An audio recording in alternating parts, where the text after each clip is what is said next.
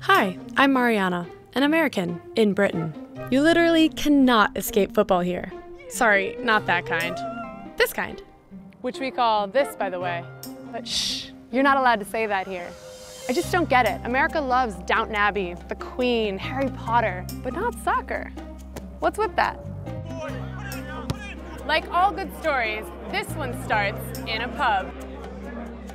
Legend has it a bunch of men, blokes, wrote up the laws of association football over a drink in England in 1863.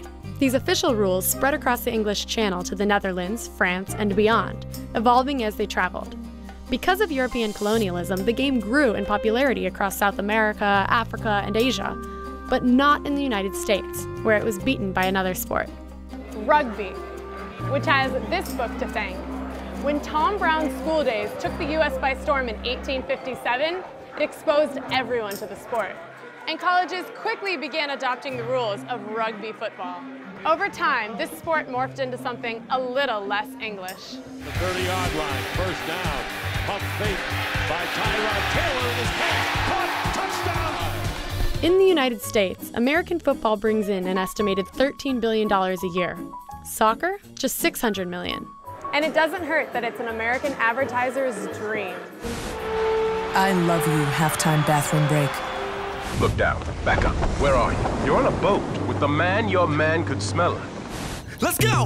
Won the game, gained some fame, got a name. So while soccer has halftime, American football has timeouts, injury timeout, game stoppage after score, game stoppage after punt return, game stoppage after turnover. Every break is a commercial opportunity. We also have drama, tight pants, lights, halftime shows, and really, really big players. Time and time again, people claim that this kind of football has finally broken into the American mainstream.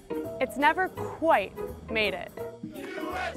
We thought it had when the men's team made it to the 2014 World Cup. And soccer fever hit the US. Obama was a fan. It even made it to space. But this time around, disaster struck. For the first time in 32 years, the team shockingly failed to qualify for the World Cup, a huge setback for the sport's growth in the US.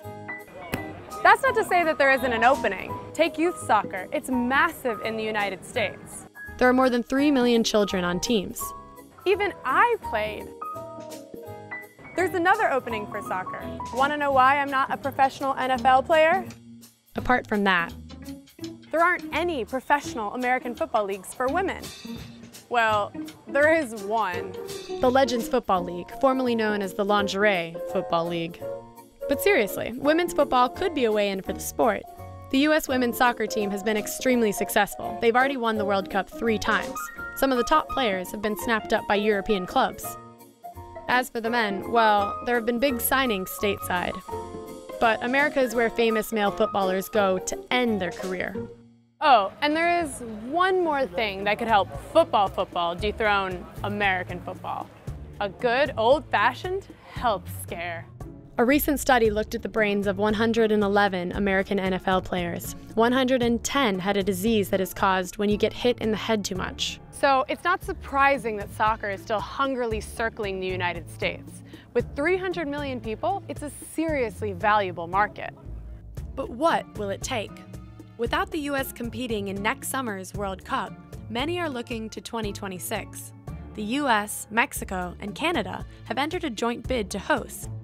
It's a golden opportunity.